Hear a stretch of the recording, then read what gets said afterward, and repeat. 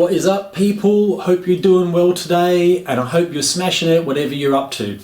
So I'm just going to shoot this little video because a friend of mine, Lisa, was talking to me about her daily routine habits, and it really started to sort of unravel something for her, and it wasn't necessarily beneficial either. So we had a good look at what she was doing for herself, and there came up a couple of key areas where she was kind of going wrong, where her daily habits were basically not helping her, but were kind of unwinding the good work that she'd done. So basically, the pitfall that she'd fallen into, which a lot of people do, by the way, is she had really rigid idea of having to meet her target, to having to like smash her daily routines every single day. Now, I'll give you a little insight. Lisa has a couple of kids, she has her own business, and so sometimes her own time isn't her own. And if she wasn't able to meet her daily routine, she'd end up whipping herself and basically building up that inner critic and, concentrating on her failures, which is certainly not what having a solid daily routine is about.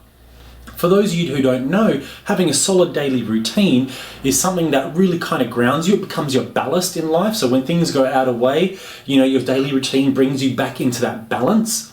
It also becomes like the structure, like the scaffolding of your day, so that you do the most important things that you need to do, hopefully maybe in the morning, and then no matter whatever else happens in the day, it's kind of inconsequential, all right? Because you've taken care of the most important things to fulfill your growth.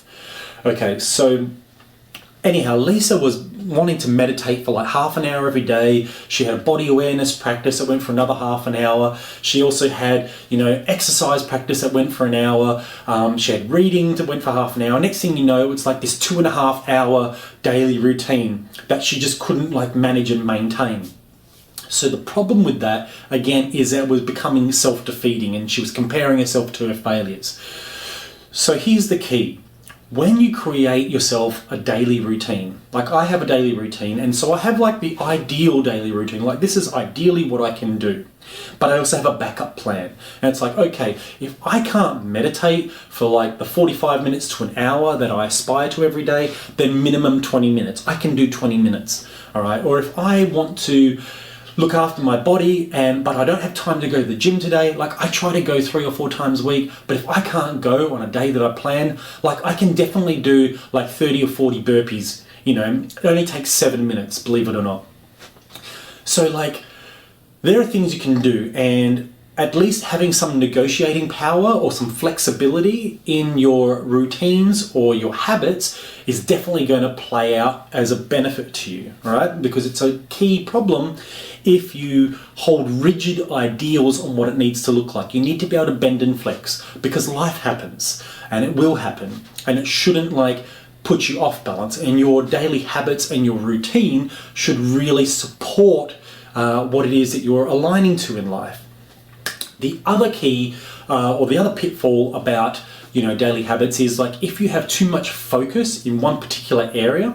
So let's just say that your focus is, my daily routine is I'm going to go to the gym, I'm going to then go do yoga, and then I'm going to like eat like this, and my diet's like that, and it's all this focus like on the physical aspect of you.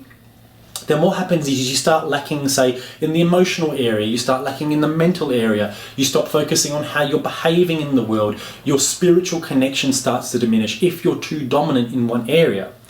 Okay, so my advice is to always take the path of integrated self-mastery, and that integrated self-mastery has 5 key areas: physical, emotional, mental balance, behavioral awareness, and spiritual connection.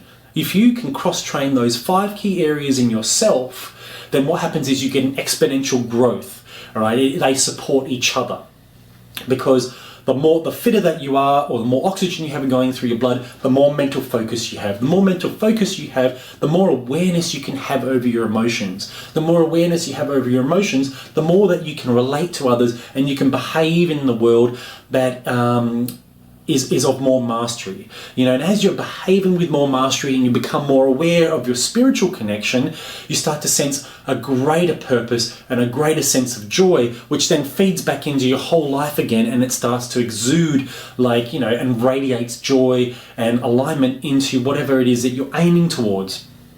So look, that's just a brief synopsis of what you can turn your daily habits into, and a couple of areas where people go wrong. So again, making your daily habits too big, too rigid, not being able to flex with them, and too dominant in a particular area can kind of lead you off balance. So hopefully you got some value from this video. Hopefully it's resonated with you, or maybe it's given you some great ideas or reaffirmed what you are doing right. If you want to have more content like this, check out the link below to my Instagram and to my online group, Flow Abundance Mastery. It's a community where people like yourselves can watch the latest trainings, content, ask questions, and I can get back to you, and we get to kind of work together to help ourselves, flow, grow, and glow.